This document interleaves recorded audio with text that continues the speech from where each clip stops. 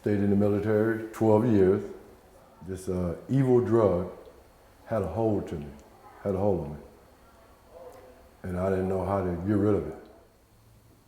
I prayed to God and said, deliver me from this because I'm afraid to die in the streets, alone.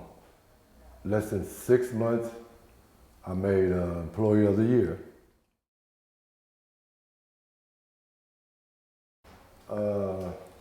You know my name, David. Born in Houston, Texas. Siblings, 16. Moved out to California when I was 12, to Vallejo, California. Went to school, middle school, junior high school, graduated. 17, I went to the military, stayed in the military 12 years, came back to the States in 96. Got a job working at Lockheed, had a 3-bedroom condo, and I was doing pretty good for myself. Until one day, I got around the wrong crowd, and they were doing drugs and alcohol. So I tried it. I ain't gonna say I loved it, but I liked it. Everything started spiraling backwards, downwards. Calling in sick, but I wasn't sick.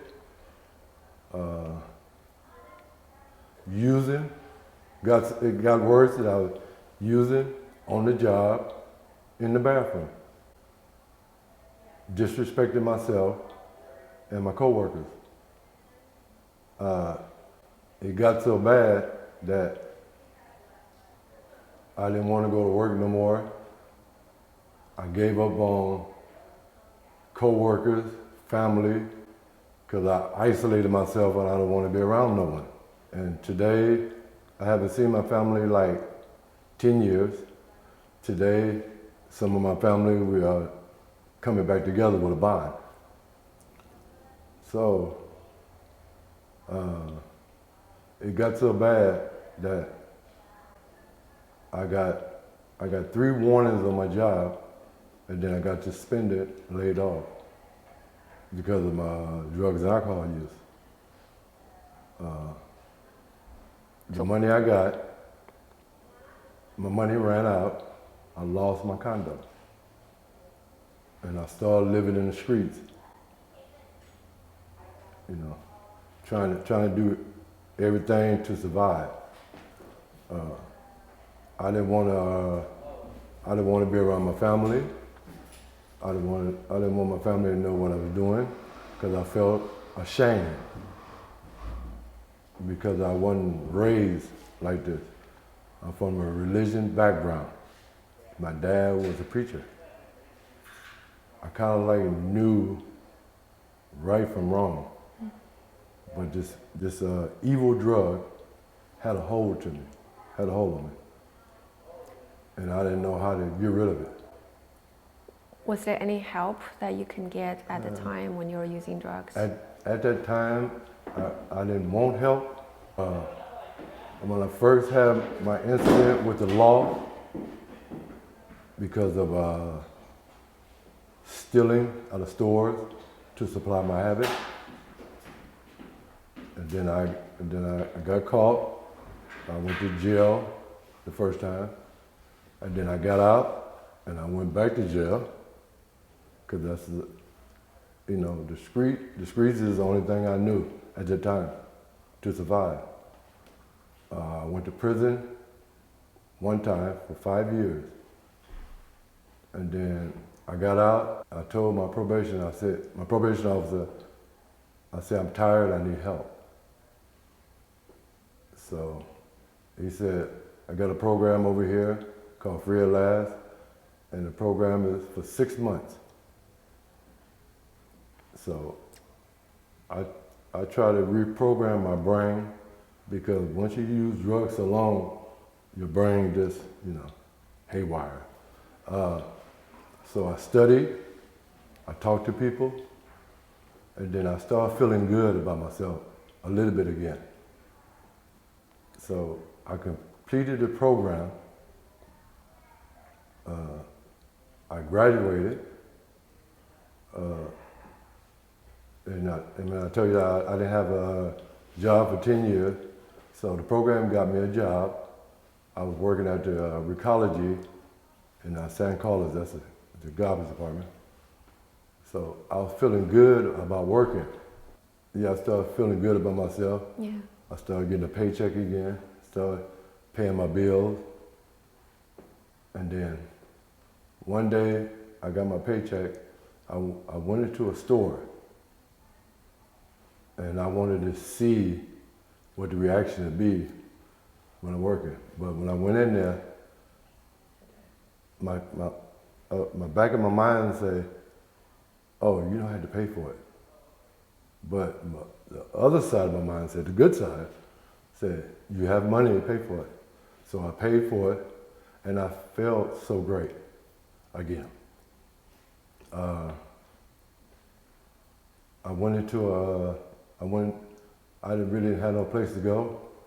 So they said they had a drug rehab house what men go to further their recovery. Mm-hmm. So I stayed there for a while in Palo Alto. So today I have 7 years clean and sober, and I feel good. Only addiction I have now is smoking cigarettes, but that's all right. When did you come to LifeMoves? The house that I was in, they sold the house. Mm-hmm. I had no other alternative, so I went to the OC. I talked to my counselor over there, his name is Robert, and he referred me about this place here, and I came here. So I got here, I think I've been here 5 months. 5 months, wow. 5 months. So how has LifeMoves changed your life?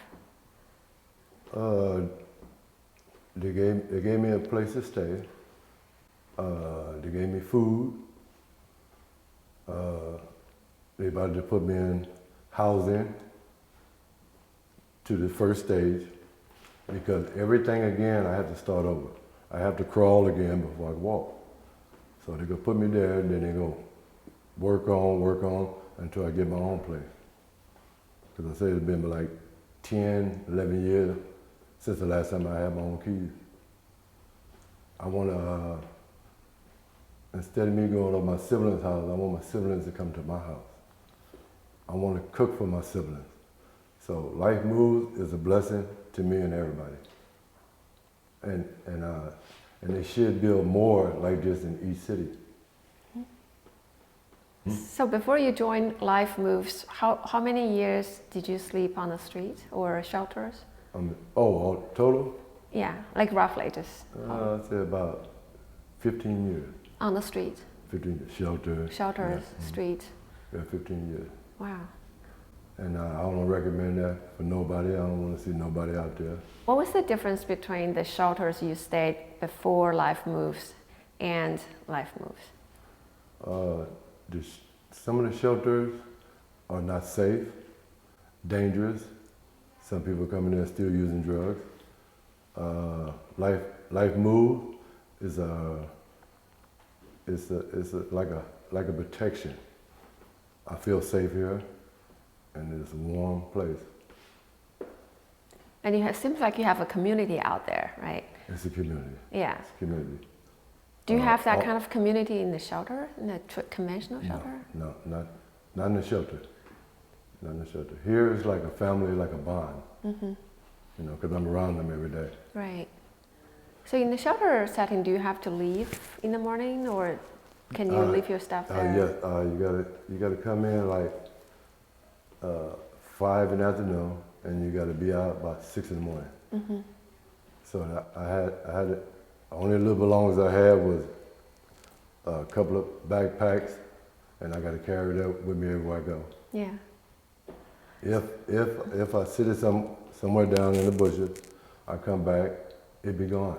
Yeah. So, because everybody's struggling out there. So I don't get mad. Yeah. I look up, I said, thank you for my life and whatever I got. Mm-hmm. You're a grateful person. I try to be. What do you think of the open drug scenes in San Francisco? Just people trading drugs on the street. What do you think of that?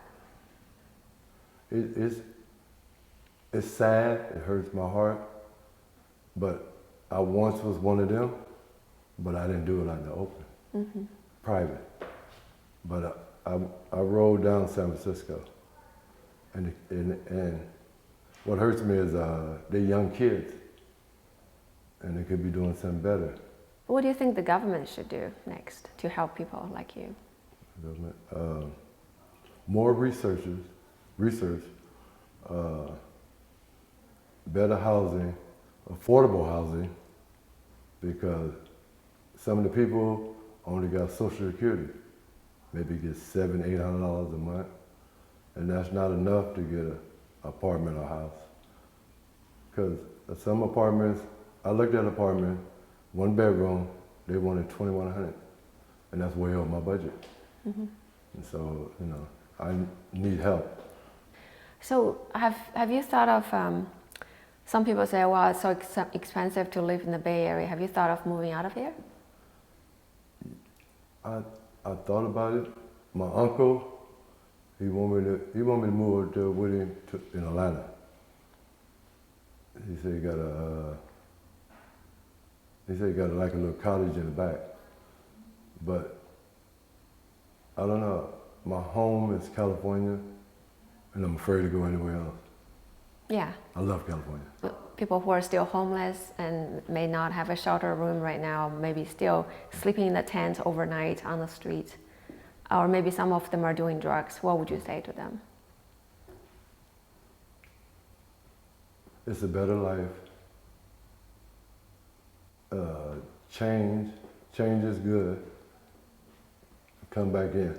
But some people are not ready for change. Some people might not make it back. I lost a lot of friends that was in the program but went back out to try it again and died. So that's my fear. Yeah. My fear is going back out in the streets. I pray to God and say, you know, deliver me from this, because I'm afraid to die in the streets alone. I was just scared. Yeah. Because, you know, if I ever get sick, I want my family to be there in the hospital to comfort me. Yeah, of course. Yeah. I was tired, I was ready. I said, I know it's better.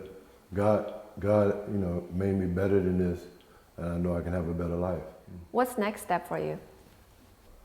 I work at Costco. I'm elevating up. Less than 6 months, I made Employee of the Year. I love the job. Great people to work around. Great company. Great benefits. Mm-hmm.